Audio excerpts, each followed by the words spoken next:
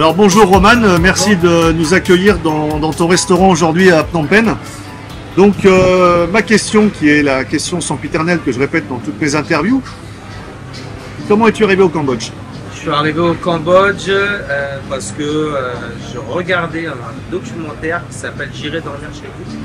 C'était en quelle année? C'était en 2011 le documentaire, et du coup 2012-2013 je suis arrivé au Cambodge. Et tu es arrivé dans le cadre d'un travail précis ou Non, pas du tout. J'ai été, disons, dans des situations compliquées en France. Et j'avais 23 ans. Donc, du coup, à 23 ans, c'est assez compliqué dans la vie active quand on est un peu balancé comme ça. Et bon, voilà, c'était un peu difficile. Et du coup, ma mère m'avait conseillé d'aller voir le pays. Voilà. Donc, je regardais des documentaires, tous mes amis me parlaient de la Thaïlande. Moi, la Thaïlande, ça m'intéressait pas trop. Mais je suis tombé sur ce documentaire et j'ai dit, ah, ça a l'air sympa. Et j'ai dit à ma mère, bah, vas-y, t'as raison. Je suis parti, ça m'a fait plus grand bien. Et d'ailleurs, je suis vraiment jamais revenu en France. Je suis arrivé, c'était. Ça devait être au mois de décembre, novembre, un truc comme ça. Et à Phnom Penh, 2-3 jours. À l'époque, j'aimais vraiment pas Phnom Penh. Et moi, je viens de la région parisienne, donc du bitume. J'avais besoin de voir vraiment autre chose. Et du coup, directement, j'avais le routard et je regardais. Ok, plage, Sihanoukville. Et je suis arrivé à Sihanoukville et bon, ça m'a vraiment plu, c'est exactement ce qu'on recherchait, les plages, les îles, la forêt derrière avec les cascades, la fête le soir. Une autre manière de vivre, dont j'avais pas idée en fait, et c'est très bien que ça m'est arrivé jeune. À Sihanoukville, tu as trouvé un travail que tu as fait quoi? Non, j'avais un peu d'argent de côté, je suis resté pendant 1 an. Ensuite, j'ai eu des opportunités de travail en Australie. Donc, je suis parti travailler en tant que cuisinier en Australie. Et dès que j'avais des vacances, je revenais à Sihanoukville. Tu as une formation de cuisinier, c'est ça, hein? C'est ça. J'ai cuisiné pendant 4 ans, apprentissage à Paris. Et après, j'ai bossé un petit peu en France. Et j'étais un peu dégoûté en fait du métier de cuisinier. C'était encore l'ancienne génération qui nous apprenait, et c'était pas facile. Du coup, je voulais plus vraiment être dans ce métier-là. Et en fait, c'est au moment où je suis arrivé en Australie, et bon, les salaires étaient tellement intéressants pour les cuisiniers, j'ai dit bon allez, je retente. Et en fait, ça m'a réconcilié en fait avec la cuisine, parce que eux, ils avaient d'autres techniques d'approche du métier, de comportement, etc. Et c'est pour ça qu'au final, je suis resté cuisinier. Tu es resté combien de temps en Australie? 1 an et demi à peu près. Et après, j'ai switché directement sur la Nouvelle-Zélande. Pareil, cuisinier. Et là, par contre, j'avais fait un break avec le Cambodge. J'y retournais plus parce que j'ai rencontré une ex-femme là-bas qui est japonaise. Et du coup, de la Nouvelle-Zélande, je l'ai suivie au Japon. Je suis resté au Japon pendant 5 ans. Et en fait, bon, elle voulait pas du tout aller au Cambodge. Ça l'intéressait pas du tout. C'est un peu, sans être péjoratif, un peu la Roumanie de l'Europe. Voilà. Tu dis à une femme japonaise ou française d'aller soit en Roumanie ou au Cambodge, c'est assez compliqué pour certaines. Pour d'autres, non. Mais elle, c'était pas son truc. Et au Japon, tu es parti où? Dans quel... Tokyo. Okay. Tokyo, je ne parlais pas japonais, je savais ni l'écrire, enfin bref, voilà. Et en fait, j'ai eu la chance, c'est qu'au bout d'une semaine, arrivé à Tokyo, je trouve un boulot en français. Et je bosse avec lui pendant un petit mois. Cuisinier toujours, hein? Oui, toujours cuisinier. Et, donc déjà, très surpris de trouver du boulot au Japon rapidement. Ça, c'était bien. Et, mais en fait, tout de suite, je me dis, il y a un truc qui va pas, c'est je suis cuisinier, je suis au Japon, et je travaille dans un restaurant français. C'est pas normal. Donc du coup, j'ai dit au mec, merci, tu m'as vraiment bien aidé, bien mis le pied à l'étrier. Mais en fait, il faut que j'apprenne la cuisine japonaise, c'est pas possible. C'est trop important pour moi. Et du coup, j'ai rencontré un chef qui venait, japonais, qui venait juste de revenir de France. Et du coup, lui, il parlait super bien français. Et il m'a trouvé un poste. J'ai bossé un petit peu avec lui.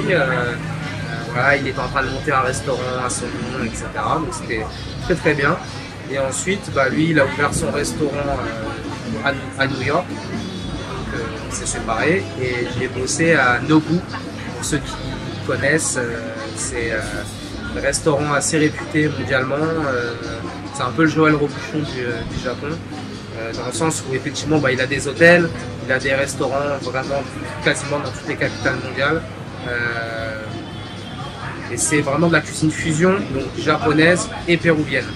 Sachant que ce monsieur-là a travaillé au Pérou, d'où la connexion. J'ai travaillé pour Monsieur Nobu pendant 4 ans. Et ensuite, à partir de la 4e année, de la fin de la 4e année, j'avais envie de découvrir autre chose que Tokyo. Donc je suis parti à Okinawa. Et j'ai bossé pour un hôtel resort et toujours cuisine japonaise. Et du coup, c'était une autre approche du Japon. C'était pas la ville, quoi. C'était pareil, la plage, les cascades, etc. Le resort à Okinawa, c'était en quelle année? C'était au moment du Covid. Du coup, quand le Covid est arrivé, c'est quoi, 2020? Nous, on n'a pas de confinement à cette époque-là. Par contre, fréquentation de l'hôtel qui chute. Donc on est à mi-temps, voire même un peu plus. Voilà. Mais bon, moi c'est très bien, j'ai l'appartement en face de la plage, donc je profite. J'avais fait 4 ans de Tokyo, métro, boulot, dodo, dans des restaurants donc assez huppés, donc grosse pression continuelle pendant 4 ans. Là j'ai fait, en fait le Covid, moi je l'ai pris plutôt, je vais pouvoir souffler. Ouais, moi j'étais sur la plage. J'ai bien bronzé, j'ai bien profité, voilà. Avec ma nana, on est souvent ensemble et on se découvre trop. Et du coup, ça n'a pas matché. Donc du coup, on a divorcé et on retourne en France pendant 1 an et demi à peu près. Et j'ai attendu que les frontières réouvrent au Cambodge, Australie, Nouvelle-Zélande, Japon, ouais. France, Covid. France, Marseille, je bosse pendant 1 an et demi, je suis chef de cuisine dans un restaurant de ramen. Voilà. C'était pas folichon, disons que les gens de la culture du Japon, les gens pour qui je travaillais, donc c'était assez compliqué de leur expliquer que ça se passe comme ça et pas comme ci. Voilà. Bon, bref, je prends mon mal en patience. J'ai toujours le Cambodge dans ma tête. Je check régulièrement le site de l'ambassade, voir où est-ce qu'on en est, quand est-ce que ça va ouvrir, etc. Et dès que je vois que ça ouvre, je fais ok, c'est bon. Alors donc, ce qui est paradoxal, c'est que malgré l'expérience dans divers pays, tu as choisi de revenir au Cambodge. Je n'arrive pas à l'expliquer en fait. C'est vraiment un pays qui, je pense, qui m'a sauvé la vie en fait. Il y en a, ils se détruisent la vie ici, mais moi, ça m'a sauvé la vie. Et, parce que j'étais vraiment dans des choses assez dark. En fait, arrivé ici, j'ai vu que ça n'avait pas lieu d'être. Ça n'existait pas. Et du coup, c'est ça qui m'a sauvé la vie. Et donc, je dois une fière chandelle au Cambodge et aux Cambodgiens surtout. Toi, tu reviens au Cambodge avec une idée en tête ou... Non, je veux voir comment le pays s'est développé. Sachant que là, on est en 2022. 2022, la dernière fois que j'étais au Cambodge, c'était du coup 2016 ou un truc comme ça. Donc il y a quand même un petit laps de temps qui c'est même 2015 peut-être. Donc il y a quand même un petit laps de temps. J'avais toujours l'œil sur le Cambodge, je regardais ce qui se passait via les réseaux sociaux. Je suivais l'actualité politique du pays, etc. Et voilà. Mais bon, il fallait que je voie de mes propres yeux parce que je me faisais des fantasmes peut-être. disais, ah, le Cambodge, mais en fait, c'est peut-être le Cambodge que tu as connu. Et du coup, bah, je suis revenu au moment de la Coupe du Monde de football, là, en hiver. Et en fait, bah, Phnom Penh, que je n'aimais pas du tout, ça a complètement changé et j'adore. J'adore, je me régale. Et il y a même un petit côté Japon parfois que je peux retrouver, mais c'est vraiment des ersatz, quoi.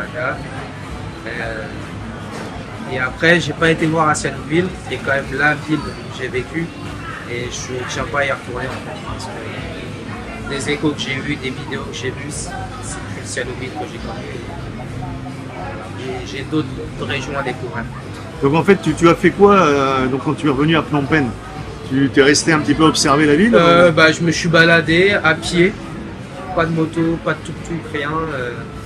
Pendant 2 mois, j'ai marché tous les jours, jour et nuit, avec mon meilleur ami, qui avait connu le Cambodge avec moi aussi. Et lui est pas resté par contre. L'idée du restaurant t'est venue assez rapidement? Non, l'idée du restaurant, je me suis dit de toute façon, il va bien falloir que je trouve quelque chose. Si je viens ici, je suis cuisinier, j'ai un peu d'oseille, il faut que je trouve un petit truc. Voilà. Et du coup, j'ai tourné pendant 2-3 mois quand même. J'ai pas mal tourné pour trouver un truc. Vous voyez, pas cher. Du coup, première entreprise pour moi, premier business que je monte. Du coup, si on se vautre, ça va, c'est pas trop, on perd pas grand chose quoi. Et puis au moins ça me permet de m'essayer dans l'entrepreneuriat, de mettre les pieds dans le plat. Voilà.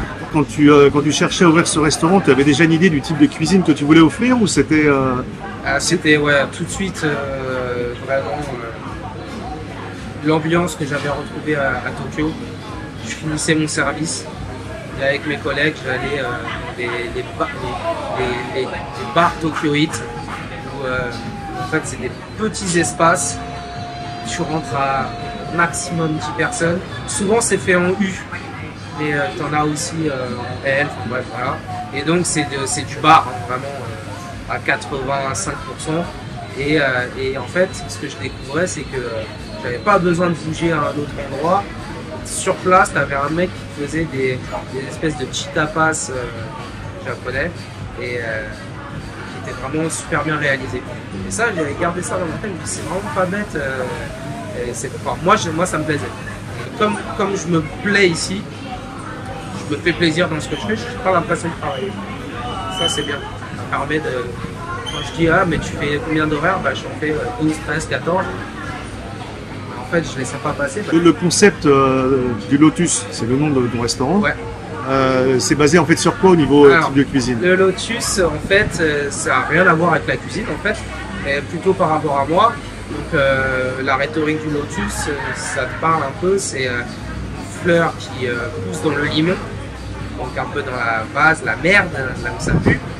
Ensuite, elle grandit dans l'eau, donc elle se purifie en fait dans l'eau. Et boum, elle éclot au ciel. Et donc pour moi c'est un peu tout ce cheminement en fait que j'ai fait d'être parti de Paris et d'un endroit où c'était pas bon pour moi et tout ce cheminement Cambodge, Australie, Nouvelle-Zélande, Japon, ça m'a peut-être permis de me purifier entre guillemets. En fait on fait des cocktails japonais, on fait on a du whisky japonais, du saké japonais, et après ça va être vraiment du tapas japonais. Donc du coup, ça va du kariage au tempura. Je fais même des créations originales, genre tacos à la japonaise. Qu'est-ce qu'on a? Oui, des trucs à grignoter, edamame. Tu es ouvert depuis combien de temps ici là? Ça fait 2 mois et demi peut-être. Qu'est-ce que tu as comme type de clientèle? On va dire 60% japonaise. Parce qu'en fait, eux, ça les fait bien marrer un étranger au Cambodge qui parle japonais. Et ça, voilà, ils aiment bien. Japonais, khmer, français. Il y a beaucoup de gens qui passent. Tu montes un business, il faut beaucoup d'argent Non, pas. Après, là, l'endroit que j'ai choisi, c'est vraiment pas cher. Ensuite, moi, je suis tombé sur des personnes qui m'ont pas mal aidé. J'ai ma compagne ici qui est Claire, donc ça m'a pas mal facilité les choses. Je suis tombé sur un mec génial qui m'a fait. Moi, le design, je l'avais en tête, je lui ai dit ce que je voulais. Et après, le mec, il m'a trouvé de la matière première à bas coût. Ça m'a pas coûté autant que ça. Et si on veut te donner une fourchette pour éventuellement des gens qui auraient une idée d'expatriation, entre 3 et 6 000. Et tu comptes passer ta vie en fait au Cambodge, si j'ai bien compris. Oui, parce que j'ai une petite fille qui va naître bientôt. Donc, à mon avis, il y a des grandes chances que je reste libre pendant un certain bout de temps. Ouais. Donc dans du temps libre, t'as pas vraiment de temps libre en fait. Temps libre, le lundi je ferme. Je m'octroie le samedi après-midi. Ma femme finit vers midi, donc du coup, de midi à 17h, je suis avec elle. Le dimanche aussi, pareil, je vais avec elle. Elle habite à Alexart, donc ceux qui connaissent pas, c'est pour prendre le ferry de Phnom Penh. Tu as 10 minutes de ferry et après, en moto, c'est 10 minutes en voie. C'est vraiment à 20 minutes de chez moi, voilà, 25 minutes. Et là, on est tout de suite dans les rizières. Et elle a un terrain là-bas où on est en train de construire. On a quasiment fini là, de faire une clôture autour. On va planter des arbres fruitiers, légumes, poulaillers. Voilà, on essaie d'avoir pas mal de trucs. En fait, je pense à plus tard, si j'ouvre un truc plus gros, que j'ai déjà ma propre ferme, mes propres trucs. Ok Roman, bah écoute, merci beaucoup pour ton interview et le temps que tu as passé avec nous. En tout cas, on te souhaite un succès, une bonne continuation avec le Lotus et puis pour ta famille et ta fille qui arrive bientôt, quoi. Voilà. Merci beaucoup. Et venez tous au Lotus.